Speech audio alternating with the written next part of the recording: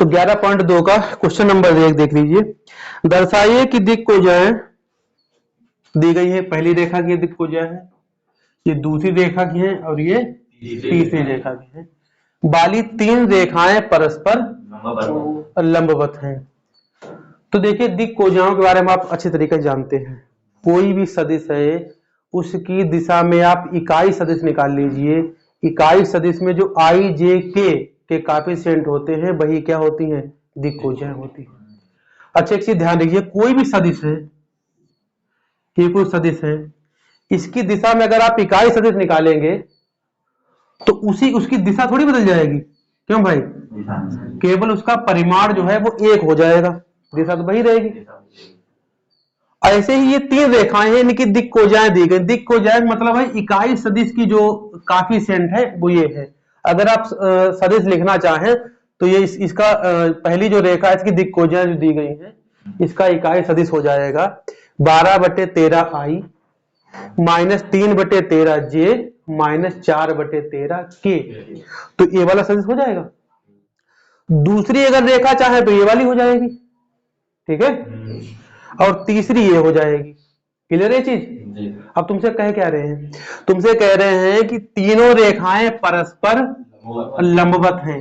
अच्छा दो रेखाएं अगर लंबवत होती हैं यानी ये जो सदिश हैं ये क्या हैं, लंबवत अगर हैं कोई सदिश, तो आपको पता है कि अगर दो सदिश लंबवत हैं तो उनके बीच ये 90 अंश का अगर कोण है तो आपको पता है कि दोनों सदिशों का अगर हम डाट निकाल दें तो वो डाट क्या होता है, 0 होता है। इसमें पहले वाले में अच्छा ठीक है 4/13 ठीक है।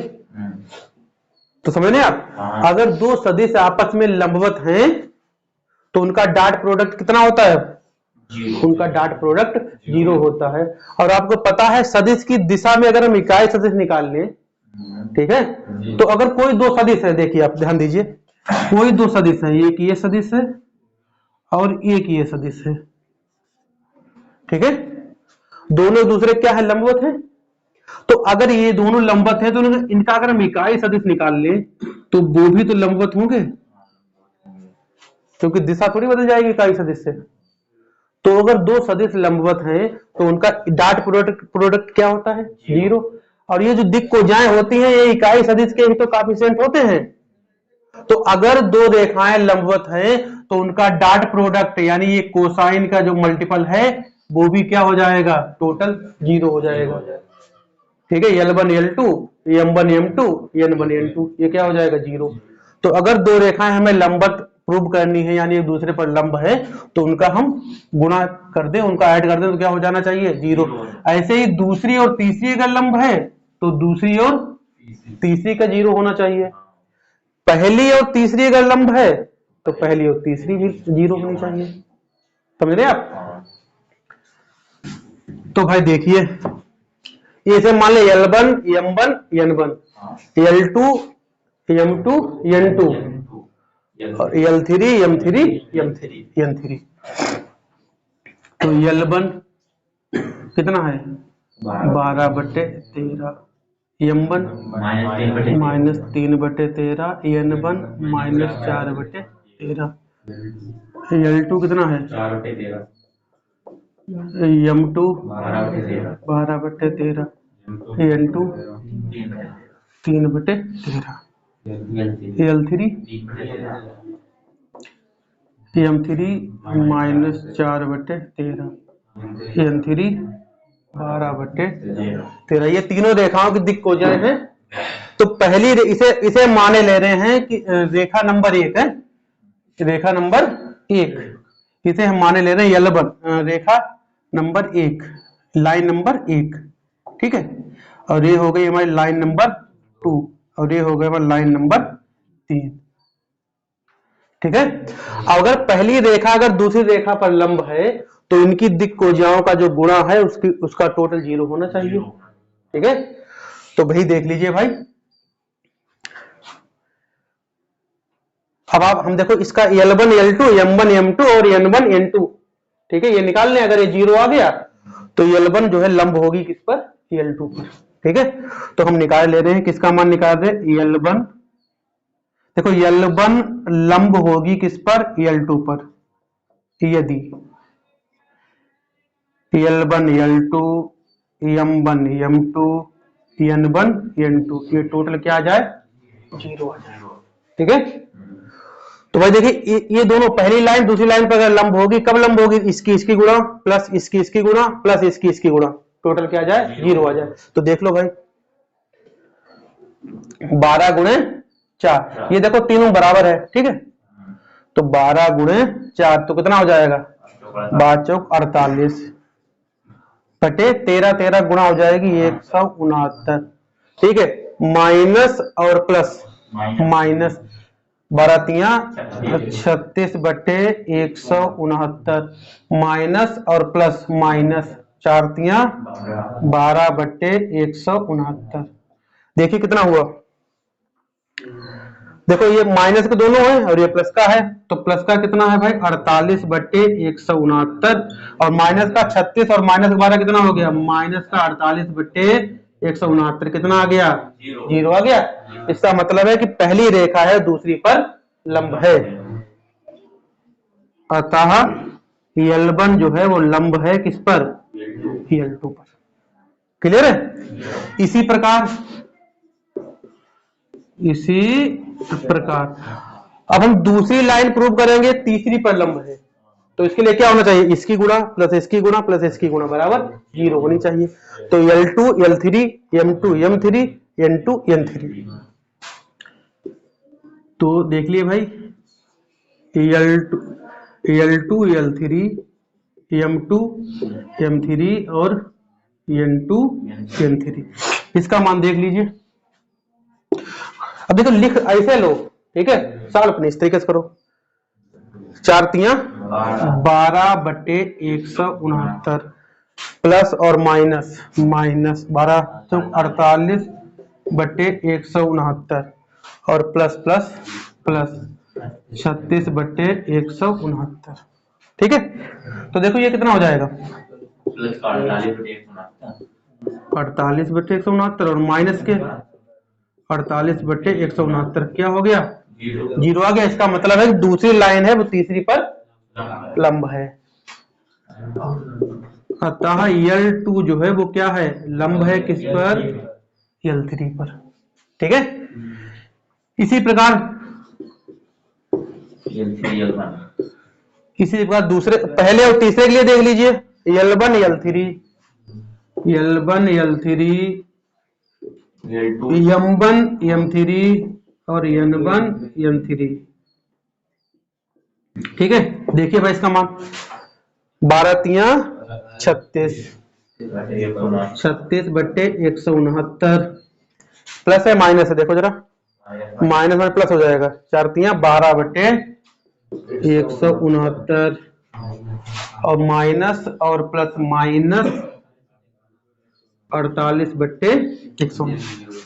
ठीक है, तो फिर भाई देखो 12 और 36 में हो गए 48 हो गए, तो ये भी कितना आ जाएगा 48 बटे 169 माइनस 48 बटे 169, ये भी कितना हो गया 0।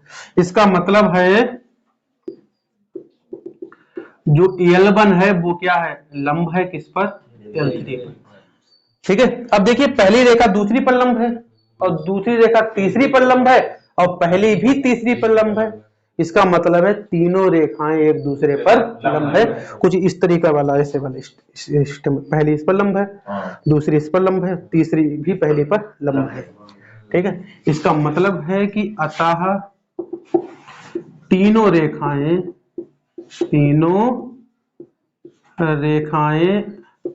परस्पर लंब है। तो समझ गए आप जी सर। देखिए अगर दिक् कोजाएं दी गई हो रेखाओं की तो आपको दिक् कोजाएं क्या करिए, आप गुणा करिए, L1 M1 plus L2 M2 plus N1 N2 गुणा करिए, इसका ऐड कितना आना चाहिए, 0 आना चाहिए। तो क्या है, रेखाएं लंब है। अगर पूछा जाए रेखाएं समांतर हैं तो तो अगर समांतर है भाई तो उनकी जो दिक त्रिज्या है उनका अनुपात बराबर होगा L1 अपान M1 और बराबर होगा M1 अपान M2 बराबर होगा N1 अपान M2। ठीक है, नोट करिए। तो दूसरा क्वेश्चन देख लीजिए, दर्शाइए कि बिंदुओं इतने और इतने से होकर जाने वाली रेखा और इन दो बिंदुओं से होकर जाने वाली रेखा, ठीक है, और पहली रेखा क्या है, दूसरी रेखा पर लंब है। ठीक है, पहली रेखा क्या है, दूसरी रेखा पर लंब है। तो पहले देखें इन बिंदुओं से होकर जाने वाली कौन सी रेखा बनेगी, तो उसे हम बिंदु ए माने ले और उसे क्या मान ले, बी मान ले, बिंदु ए और बिंदु बी। ठीक है, तो बिंदु ए हो गया और ये क्या हो गया, बिंदु बी। तो माना ओ ए बराबर, तो भाई ओ ए बराबर क्या हो जाएगा, 0i है, 0i प्लस 3j और प्लस 2k। ओ बी बराबर 3i प्लस 5j और प्लस 6k। तो देखिए एक बिंदु ए हो गया, एक बिंदु बी हो गया। अब इनसे होकर जाने वाली रेखा कौन सी होगी, ए बी हो जाएगी। क्यों भाई, इनसे होकर जाने वाली रेखा कौन सी हो जाएगी, ए बी। तो रेखा ए बी भाई निकाल लीजिए, तो ओ बी माइनस ओ ए, तो कितना हो जाएगा देखो, 3i और प्लस 2j और प्लस 4k। ये कौन सी रेखा हो गई, रेखा ए बी। ठीक है, इसी प्रकार ये दो बिंदु, एक मिनट हमने वो वाले बिंदु मान लिए ए और बी। ठीक है, और ए वाले पहले मानने चाहिए थे। ठीक है, चलो कोई बात नहीं, ये दूसरे बिंदु मान ले। ठीक है, तो ओ ए हो गया और ये ओ बी हो गया, इनको भी मान लीजिए, ये पहले मानने से ध्यान नहीं रहा। चलो कोई दिक्कत नहीं इसमें, इसको मान लीजिए। हाँ, माना ओ सी बराबर कितना है, आई माइनस जे प्लस 2k। ओ डी बराबर 3i plus 4j minus 2k। ठीक है, तो ओ सी हो गया, ओ डी हो गया, तो इनसे होके जाने वाली रेखा कौन सी होगी, सी डी होगी। तो सी डी बराबर ओ डी माइनस ओ सी, कितना हो जाएगा, 3 में से एक गया, कितना 2i, इसको चिन्ह करने सस्ता हो जाएगा, 5j और माइनस के 4k। तो ये वो क्या हो गया, सी डी। अब एक रेखा है ए बी और एक रेखा क्या है, सी डी, और तुमसे कह रहे हैं कि इन बिंदुओं से होके जाने वाली रेखा और उन बिंदुओं से होके जाने वाली रेखा। ठीक है, और दोनों एक दूसरे पर क्या हो, लंब हो, और दो रेखाएं अगर लंब होती हैं तो उनकी डाट गुणा क्या होती है, 0। तो देखो दो रेखा हो गई, इससे होके जाने वाली रेखा होगी सी डी। ठीक है, और ये क्या हो गई, ए बी। एक रेखा क्या है, सी डी, सी और डी। ठीक है, और एक रेखा क्या है, ए बी। ठीक है, ए और बी। अगर ये दो रेखाएं परस्पर लंब होंगी तो इनसे इनकी जो सदिश रेखा है उसका डाट गुणा क्या होगा, 0 होना चाहिए। ठीक है, तो ए बी और सी डी का डाट निकाल दीजिए आप, ए बी और सी डी का क्या निकाल दीजिए, डाट। तो A B dot C D, तो ये है ए बी और ये क्या है, सी डी, इसकी आप डाट निकाल दीजिए। तो देखो डाट कितना हो जाएगा, 3 दूनी 6 प्लस और प्लस प्लस 2 पंचे 10 प्लस और माइनस माइनस 4 चक्कू 16।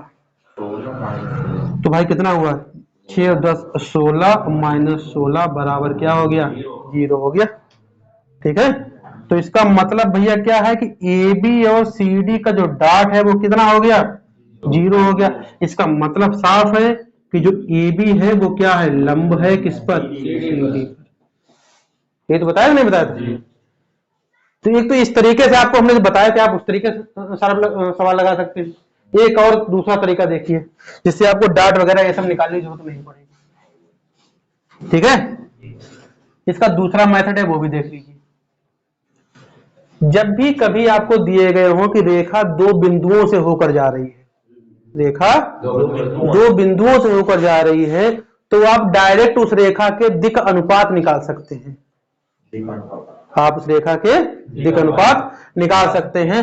तो ये पहली रेखा है जो इन बिंदुओं से होकर जा रही है, और ये एक दूसरी रेखा है जो इन बिंदुओं से होकर जा रही है। तो आप इस रेखा और उस रेखा के दिक् अनुपात निकाल सकते हैं। ठीक है, तो देखिए दूसरा मेथड देखिए इस सवाल का, 1 माइनस 1 2 कामा 3 4 माइनस 2 से होकर जाने वाली रेखा के क्या दिक् अनुपात।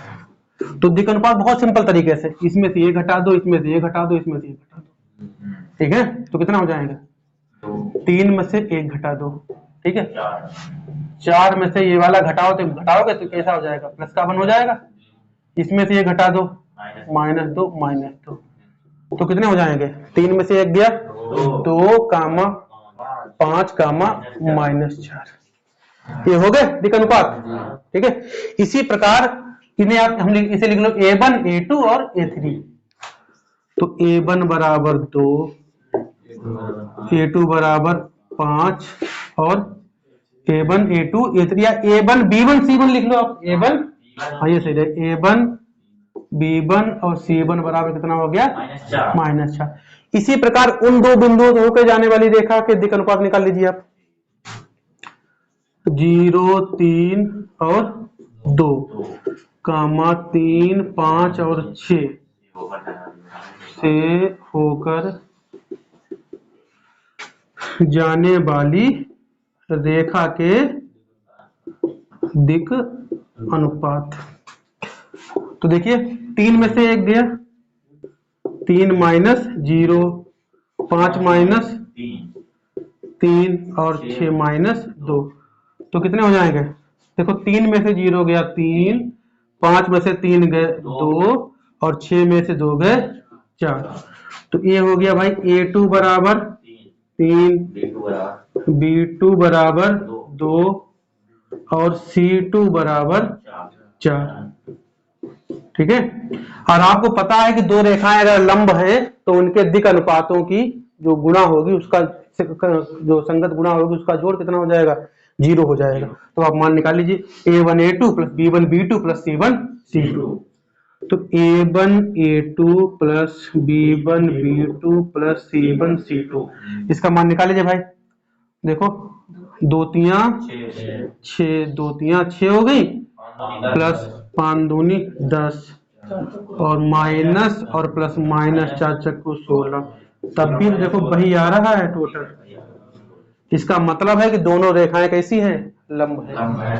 ठीक है, अतः दोनों रेखाएं परस्पर लंब है। और एक चीज और देखिए आप, एक चीज और देखिए, इन दो बिंदुओं से होकर जाने वाली आपने रेखा निकाली थी, तो OA हो गया OA और ये हो गया OB, तो इसमें से यही तो घटाया था। आप देखो ये रेखा जो हमने निकाली थी बाद वाली, ये देखो यही तो आई थी। देखो इसके दिक् अनुपात ही तो है 2 5 और -4, 2 5 और -4। ठीक है, तो बात वही है। तो अब ये भी तरीका देख लीजिए और वो भी देख लीजिए। ठीक है।